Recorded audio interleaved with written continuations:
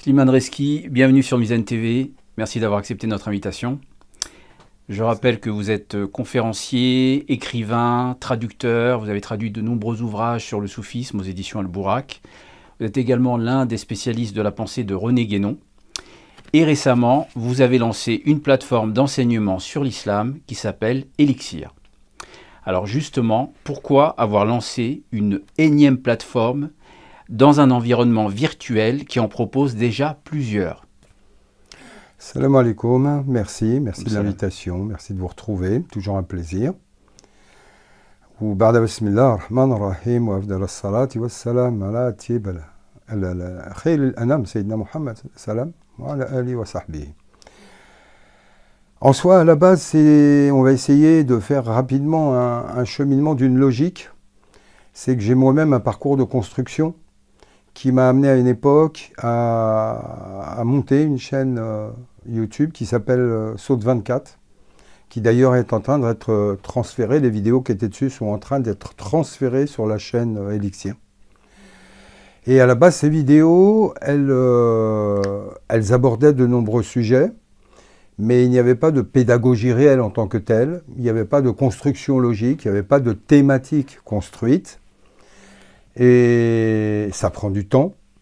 Il y a eu, quand j'ai arrêté, là on en est à peu près 12 000 abonnés. Il y a eu de la réponse, il y a eu beaucoup de messages, d'échanges. Ça a été des moments très riches, des rencontres extraordinaires. Mais j'ai arrêté cette chaîne parce que justement je pensais qu'elle n'était pas suffisamment construite. Et que je voulais partir sur quelque chose qui allait être beaucoup plus construit et pédagogique, qui allait être de l'enseignement construit. Codifier, structurer, synthétiser, donner du sens. Et à partir de là, avec un groupe d'amis, on a commencé un travail et on n'a pas arrêté d'être encouragé en ce sens. L'absence que j'ai marquée sur notamment la chaîne YouTube a été remarquée et beaucoup de monde me demandait des nouvelles, si c'était des raisons de santé, pourquoi j'avais arrêté, etc. Donc à chaque fois, je répondais que des projets étaient en cours, mais que ça prenait beaucoup de temps. Et effectivement, la plateforme Elixir aujourd'hui, c'est le fruit d'années de travail. On l'a voulu construite et on a voulu y apporter quelque chose qui nous semble un plus. Parce qu'effectivement, comme vous le disiez, il existe beaucoup d'instituts, beaucoup de plateformes en ligne. Donc en soi, on pourrait effectivement se demander pourquoi une de plus. Or, dans toutes celles que je peux connaître, et certains instituts dont je connais les fondateurs ou autres, il y a des choses très bonnes. C'est essentiellement basé sur la langue arabe, le Coran, le Tajwid, et sur le fiqh. En soi, si vous voulez, c'est que là, on va rester dans un cadre exotérique qui, pour moi, me pose un problème, non pas que ce soit mauvais, loin de là. Il y en a qui sont mauvaises. Franchement, il y a des plateformes et instituts où on est au niveau maternel, etc. Mais le problème n'est pas là, c'est qu'il y en a des bons aussi. Il y a de bonnes choses. Il y a des frères de qualité, il y a des frères qui ont des connaissances. Là où j'ai trouvé, là où pour moi il y a un manque, c'est dans la question de sens. C'est aujourd'hui pourquoi. C'est-à-dire qu'il y a d'autres questions. Moi, je voudrais amener d'autres questions. Par exemple, quand on aborde le fiqh, on le traduit toujours comme jurisprudence, alors que ça ne veut absolument pas dire jurisprudence. La racine faqaha, qui est à peu près présente un peu plus de 20 fois dans le Coran, ces occurrences ne sont jamais en lien avec la jurisprudence. La jurisprudence n'est qu'une dérivée, une déclination, une des conséquences de l'acte intellectif qu'est le fiqh. Celui qu'Allah aime, il lui donne la connaissance de la religion. Al-fiqh, c'est de la connaissance et même de la connaissance intuitive, de la connaissance profonde. C'est que c'est une science qu'Allah rattache à la notion de cœur. Donc c'est même le siège de l'intellect. On est au-delà de la raison. Ça réclame une intelligence profonde. Et c'est là tous les sens d'élixir. Qu'est-ce que l'élixir? Dans le Cheikh Darqawi, dans une de ses lettres, il utilise le mot élixir. Et il dit l'élixir, c'est la conformation au prophète et c'est véhiculer son héritage. Le mot el-iksir, en arabe, el-iksir vient de la racine kasara. Et el-iksir, c'est même un superlatif qui veut dire que c'est ce qui est le plus cassé. Or, où est ce sens-là? C'est que l'élixir, en français, c'est la moelle, l'essence, la pureté. C'est le cœur d'une chose. Or, comment est-ce que l'on obtient l'essence d'une chose? En l'essorant, en la cassant, en la pressurisant, on en fait sortir ce qu'il y a de plus noble. Par exemple, quand on fait du parfum, c'est soit on casse, soit on brûle pour en obtenir. Par exemple, vous prenez des fleurs, comment vous les tirez? Vous allez les essorer. Or, c'est nous au Coran qui nous dit « Inna ba'dal usri yusra ». Or, la facilité, la compréhension, l'ouverture ne vient qu'après la difficulté.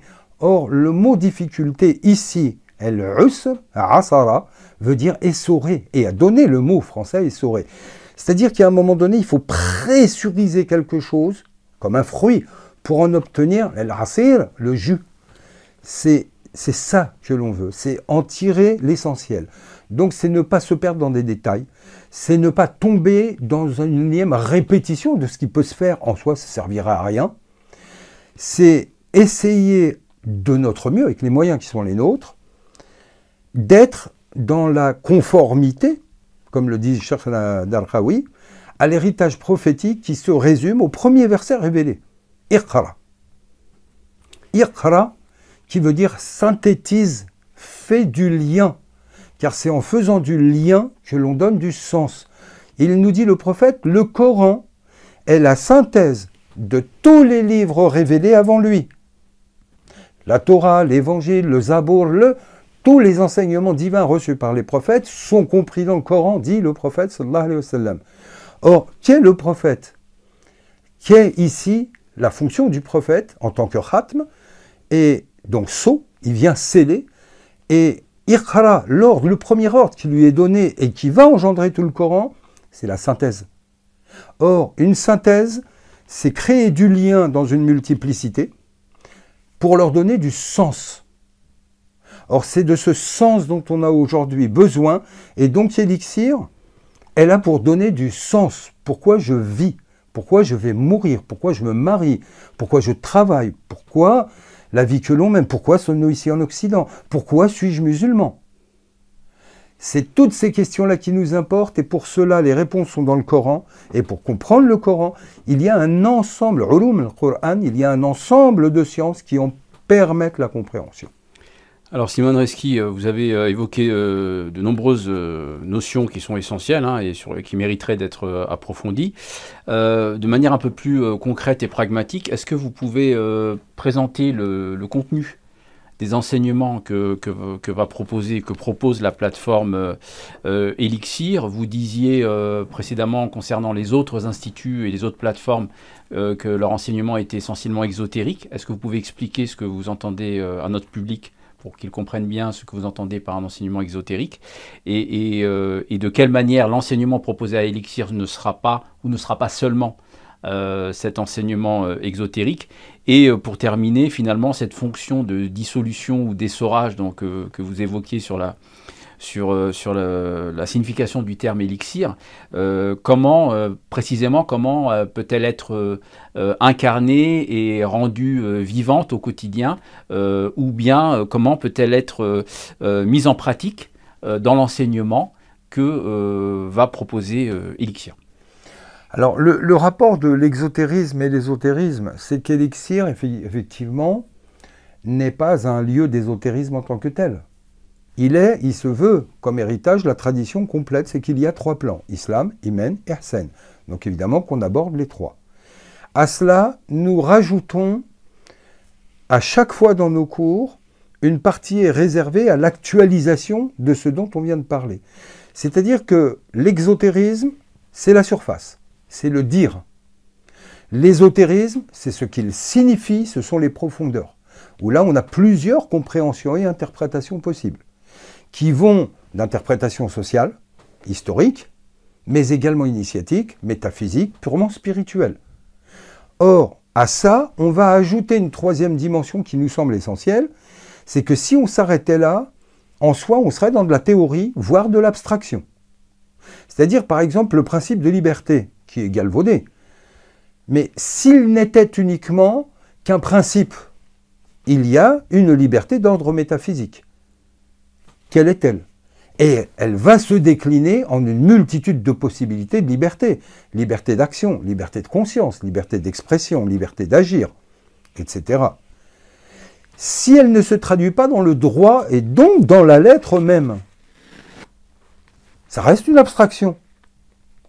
Donc en soi, Elixir offrira également une approche qui est celle de l'actualisation. C'est-à-dire que tout ça, c'est bien, c'est beau, mais dans mon quotidien, j'en fais quoi? Est-ce que vous pouvez nous donner un exemple pour comprendre ce qui apparaît comme étant une méthode? Bien sûr. Voilà, bien avec sûr. aussi sur la question des disciplines que Alors, vous au allez niveau enseigner. des disciplines, actuellement, on a 7 thématiques qui sont en ligne, où les inscriptions sont ouvertes. Les cours commencent au moment où on s'inscrit, donc on peut s'inscrire à n'importe quel moment. On a le Coran, on a la Sira Nabawiya, on a le Hadith, la Sunna, on a le Fiqh, on a le Soufisme, on a Sagesse et Proverbes, et on a le chemin initiatique des prophètes, qui est la vie des prophètes, Qisas el-Anbiya, mais vu sous l'angle initiatique.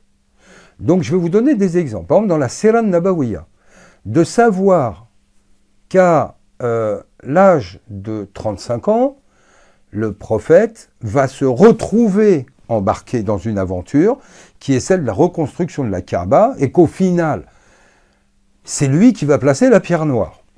Donc, on prend là, on reste dans l'exotérisme, on reste dans la lettre, que nous disent les historiens. En soi, on n'invente rien. On va voir chez les grands historiens qui nous ont narré cette période-là. Maintenant, on va en tirer des enseignements. Qu'est-ce que la pierre noire? Bien, quand on a la Mecque, la Kaaba, la pierre noire, on a les 3 plans, c'est l'Ihsan, c'est le cœur. C'est le cœur du cœur. La pierre noire, c'est Yaminullah fil ard, c'est le lieu où les compagnons prêtaient le pacte primordial. Yaminullah, c'est la main droite de Dieu sur terre. Donc ça, combien de gens le savent aujourd'hui? Qu'est-ce que ça va impliquer? Il y a 4 tribus majeures qui se disputent pour le privilège de remettre la pierre noire. Et ils se disputent au point d'en tirer l'épée. Donc qu'est-ce qu'ils se disent? Écoutez, on va se calmer, on ne va pas s'étriper alors qu'on est en train de reconstruire la Kaaba, ça n'a pas de sens. Donc on va attendre la première personne qui rentre dans l'esplanade de la Kaaba, de la Mecque, on va en faire notre juge. Arrive le prophète, qu'est-ce qu'ils disent? Tiens, voilà El-Amin. Pourquoi ils disent ça? Pourquoi on l'appelle El-Amin? Il vient, qu'est-ce qu'il fait? Il enlève son manteau et il va faire un acte justement de synthèse, de faire du lien et de réunir. Le but de l'islam, c'est le tawhid, c'est d'unir. Eh bien, avec son manteau, il va dire à chacun des représentants des tribus de porter un morceau du manteau et de porter la pierre ensemble. Il vient de trouver la solution pour unir. Et au moment où il faut poser la pierre noire, le problème se repose et unanimement ils lui disent « puisque tu es là, c'est toi qui vas la poser ». Est-ce qu'il y a un hasard ici? Non. Est-ce que la main de Dieu n'est pas déjà présente alors qu'il n'est pas encore prophète? Qu'est-ce qu'il vient de faire? Un acte où il vient de réunir des gens. Or ça, pour nous, aujourd'hui, ça veut dire quoi? Ça veut dire que nous, musulmans, aujourd'hui, dans nos vies familiales, professionnelles et voire élargies, on a un projet à monter. Si chacun se prétend meilleur, si chacun veut être le chef, si chacun veut dominer, ça ne marchera pas. Tant qu'on n'est pas unis autour d'Al-Amin, c'est-à-dire de quelque chose qui nous dépasse, quelque chose qui est divin, ça ne marchera pas. Allah, il dit dans le Coran sur cette union, quand il a voulu unir les Médinois, les Mécois, les Médinois entre eux se faisaient la guerre, qu'est-ce qu'il lui dit?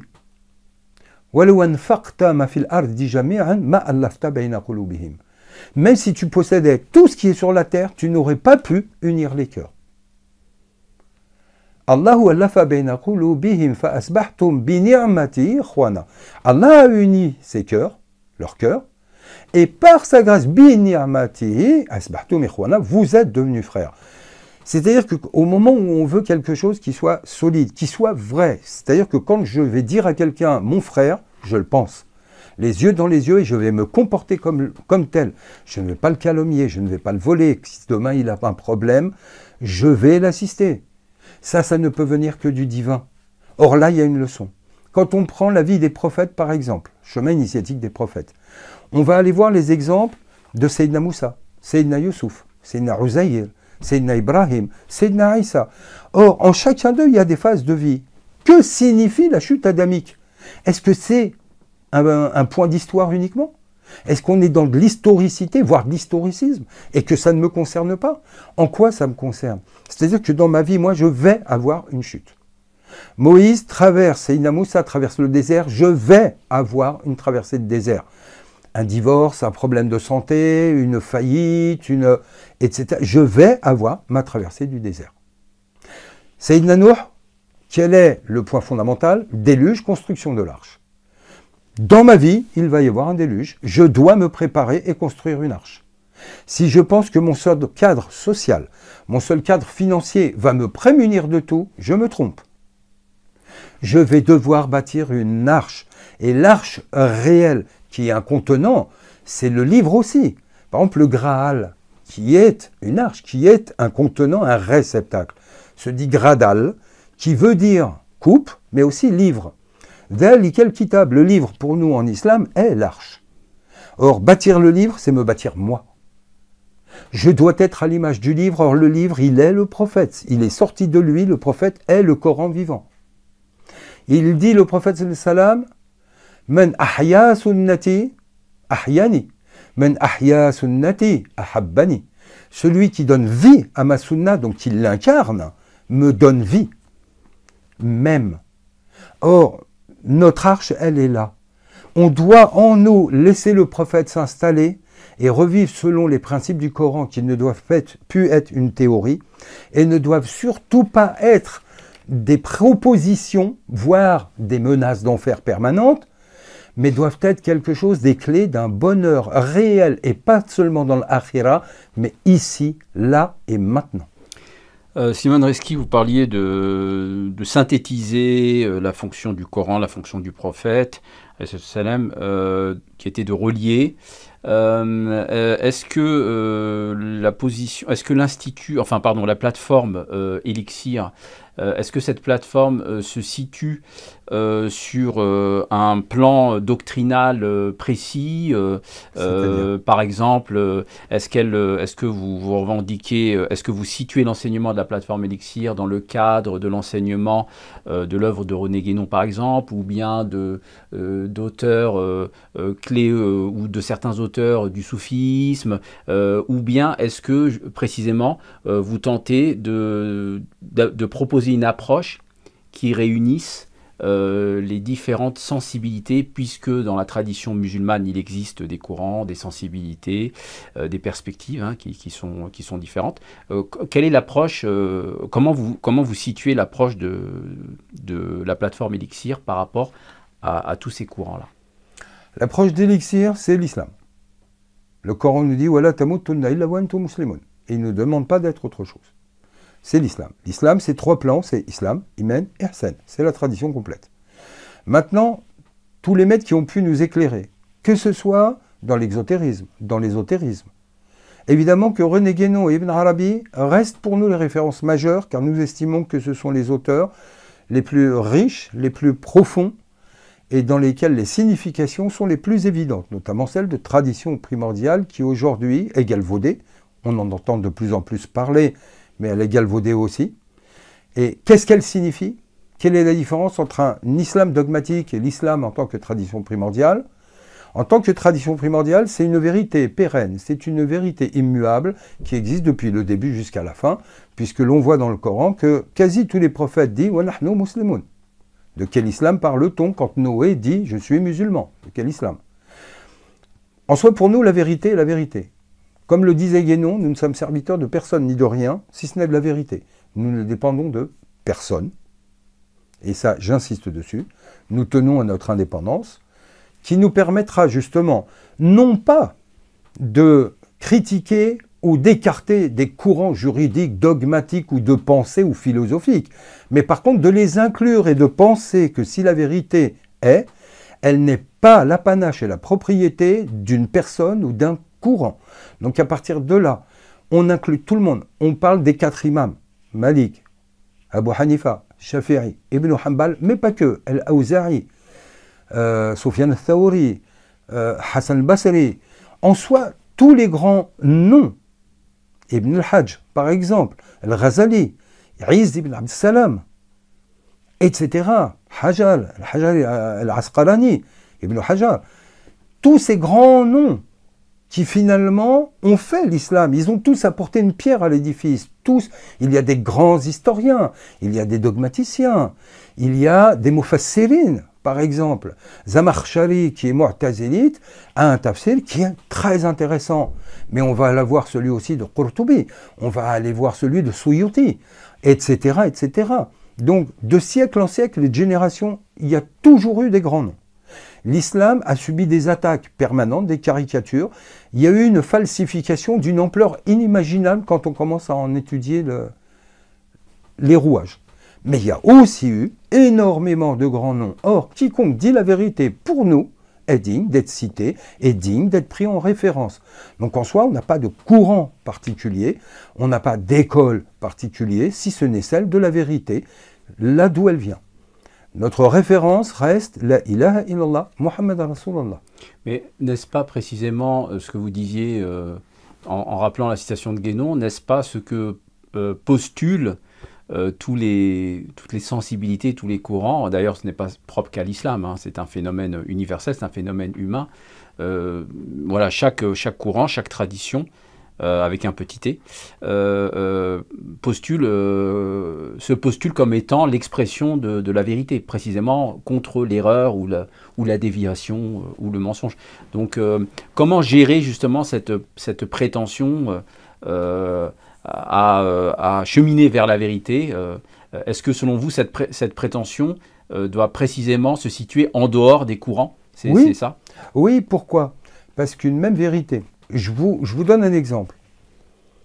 Que je reprenne les enseignements de l'imam Ali, que je reprenne les sagesses d'Abou Bakr, donc déjà dans les compagnons, que je reprenne leur exemple de vie, parmi les plus grands compagnons, que je reprenne dans les siècles qui viennent, à chaque génération, on pourrait prendre des noms.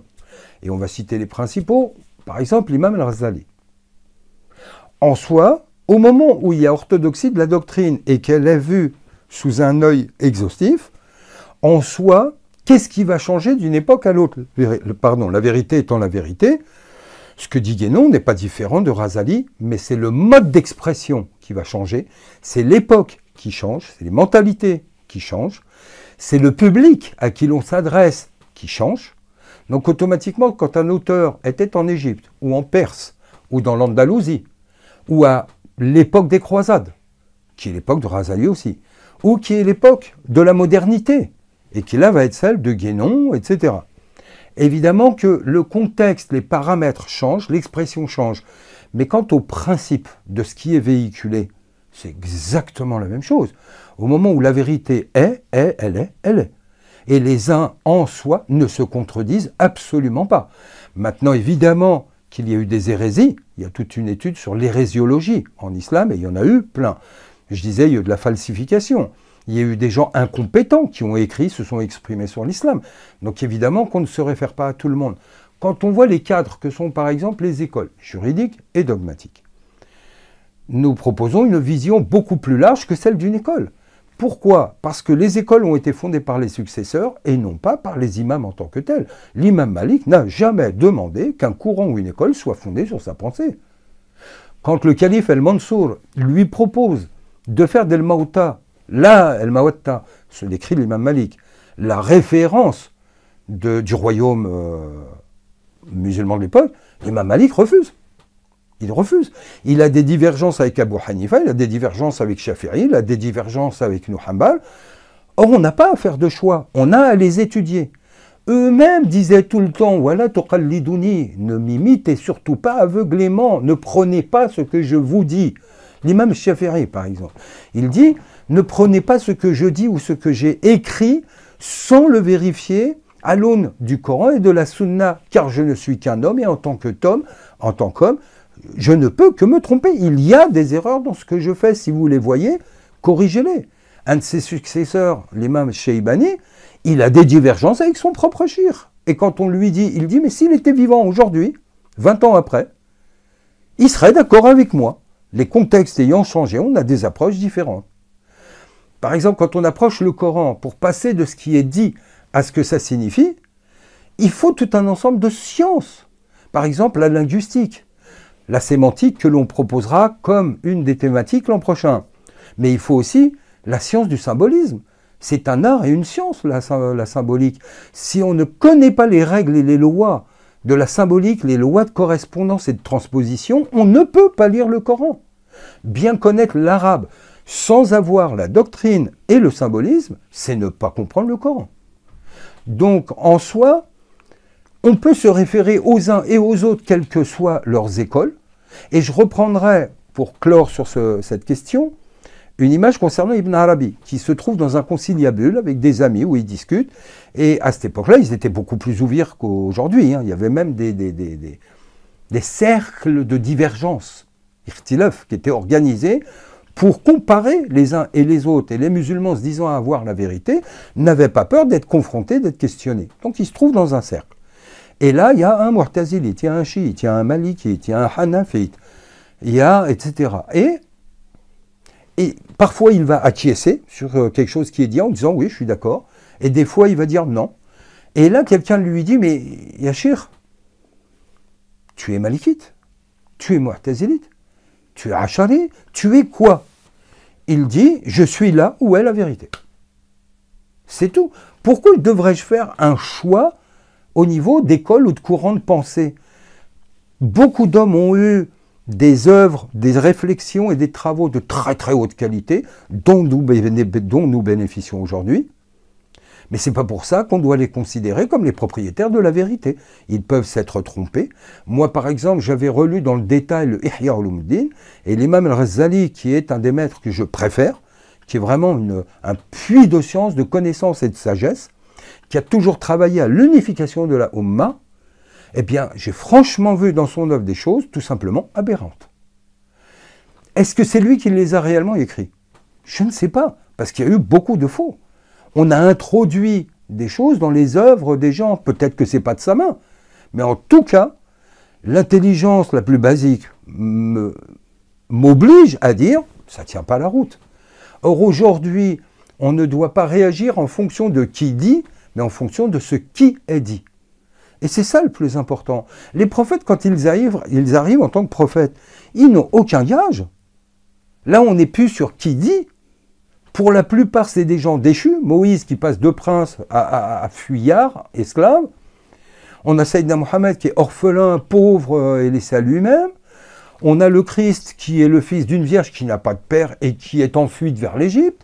On a Sayyidina Youssouf qui est réduit en servitude puis en esclavage. Je veux dire, humainement, ils n'ont aucune garantie. Sur quoi va-t-on se baser? Le verbe qui va sortir d'eux-mêmes et sur leur personne. C'est ça la seule garantie qui est importante. Donc pour moi, que ce soit imam un tel ou un tel, c'est pas mon problème. C'est qu'est-ce qui est dit? Comment c'est prouvé? Comment c'est argumenté? Comment l'intelligence peut avoir accès? Or, aujourd'hui, en islam, il faut reconnaître que si on a beaucoup de grands noms et des œuvres intéressantes, on a aussi beaucoup de n'importe quoi, où aujourd'hui, on nous fait fuir de notre islam, et c'est là qu'est le problème. On a un islam dans lequel il n'y a plus d'intelligence, il n'y a plus cet amour, il y a la peur. Il n'y a plus cette fraternité, il y a la crainte de l'enfer. Il y a une police des mœurs, il y a où il est cet islam où on se sent libre, on se sent heureux, épanoui. Aujourd'hui, même quand on pose des questions, on entend, mais vous n'avez pas honte de poser telle question? Allahu Akbar, le prophète nous a dit qu'il n'y a aucune honte à poser n'importe quelle question. On lui posait des questions de l'ordre de la sexualité la plus intime, et il y répondait en disant, pas de tabou en religion. Aujourd'hui, nous vivons enfermés dans ce carcan de tabou. Donc Elixir, il est là aussi pour répondre à ça. Aujourd'hui, c'est pas de tabou. Dans la vérité, et quand on a pour but la connaissance sincère, honnête, il n'y a pas de tabou et il n'y a pas de limite. Or, on doit être capable d'aller loin. Parce qu'à défaut, dans le Coran, si on était capable de se détacher émotionnellement des interprétations, il y a beaucoup de choses qui posent question. Il y a beaucoup de choses. Il y a Allah, pourquoi tu as créé Satan? Voire plus, pourquoi tu l'as autorisé à nous pourrir la vie? Pourquoi tu as autorisé l'enfer? Tu n'aurais pas pu faire un endroit où il y a que le paradis est à proximité? Il y a beaucoup de questions. Adam, il mange une pomme et il en prend pour toute une vie de chute sur terre. Ça veut dire quoi? En soi, si on regarde la chose comme ça ne veut rien dire. Si on n'a pas une approche doctrinale qui est de l'ordre initiatique et métaphysique, la grande majorité du Coran n'a pas de sens. Elle n'a pas de sens. La vie du prophète n'aurait pas de sens.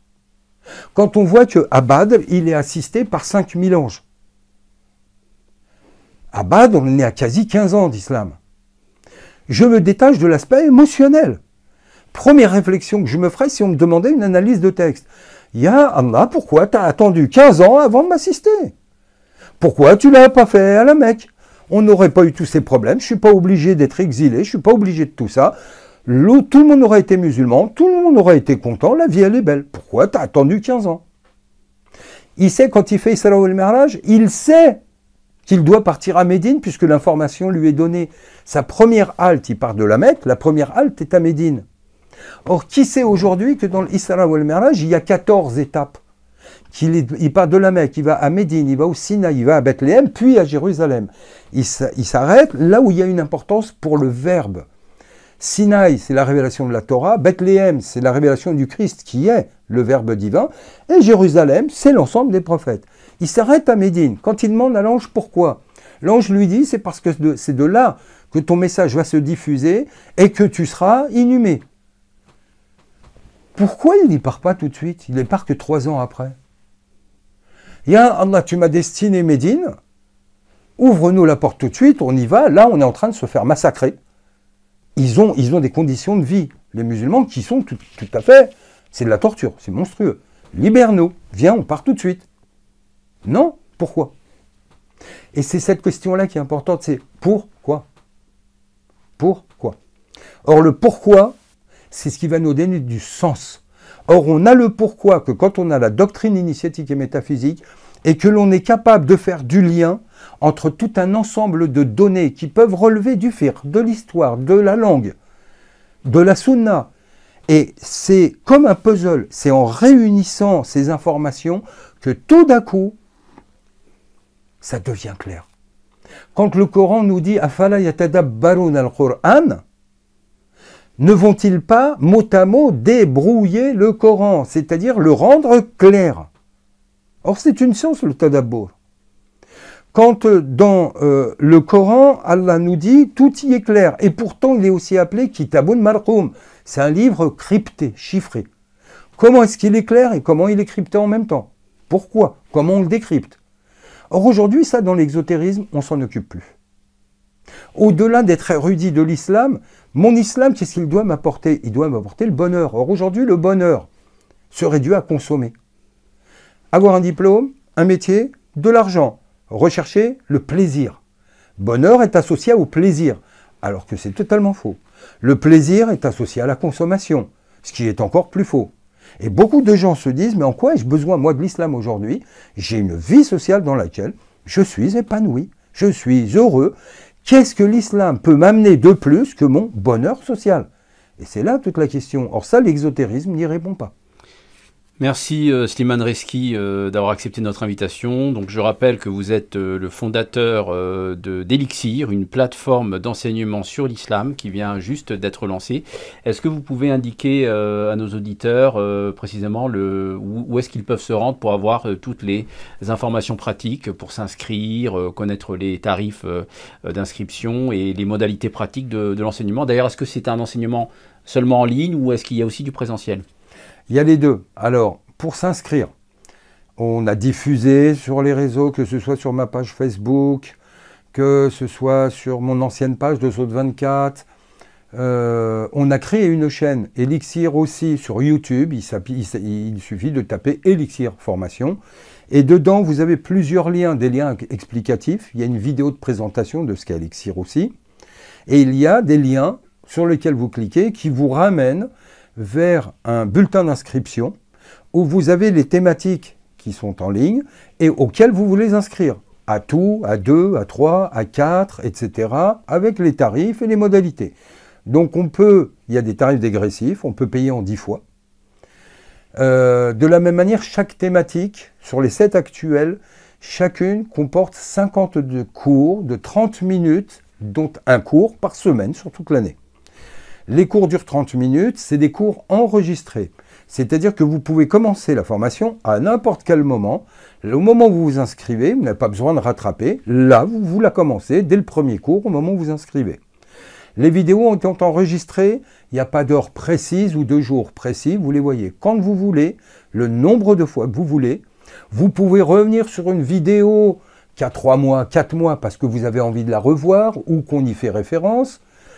Il y aura également du distanciel, du présentiel. C'est-à-dire qu'on organisera des séances où, en distanciel, sera ouvert un temps de questions-réponses aux gens inscrits sur la plateforme. Et on aura également, essentiellement sur Paris et Lyon, on aura du présentiel. Donc, on préviendra suffisamment à l'avance les gens qui peuvent s'y rendre. Et à ce moment-là, on se retrouve autour d'un café et d'un thé, on passe une après-midi ensemble. Et c'est le moment d'échanger, c'est le moment d'aller au-delà des thématiques, au-delà d'Elixir, de poser des questions, de poser des réponses. Pour nous, l'accompagnement physique. L'accompagnement, pour nous, est une priorité. Se rendre disponible. Si les gens ont besoin de nous joindre, ils ont un mail. S'il y a possibilité même par téléphone. Pour nous, se rendre disponible, être à l'écoute, accompagner, conseiller, reste une priorité. Merci Slimane Reski. Nous encourageons tous nos auditeurs à se rendre sur les liens indiqués. On va mettre toutes les informations dans cette vidéo, à partager cette vidéo et à s'inscrire pour ceux et celles qui souhaitent suivre l'enseignement de la plateforme Elixir. Merci beaucoup. À très bientôt. J'en profite pour passer un salam à ceux qui déjà sont inscrits. Ça fait quoi, un petit peu plus d'un mois et machallah, beaucoup d'inscriptions. Les gens sont réceptifs, beaucoup de questions. C'est un projet qui questionne, c'est un projet qui nous est cher, qui nous tient vraiment à cœur, qui est pour nous une offrande divine, c'est un cadeau qu'Allah nous fait. Ce que l'on pourra en tirer nous aidera à d'autres projets également derrière, car Elixir ne s'arrête pas à une plateforme, c'est beaucoup plus, et d'autres projets seront proposés en temps voulu également. Merci à vous de m'avoir invité. Merci Slimane Reski, à très bientôt sur Mizan TV. Merci, salam alaikum. Comme ça.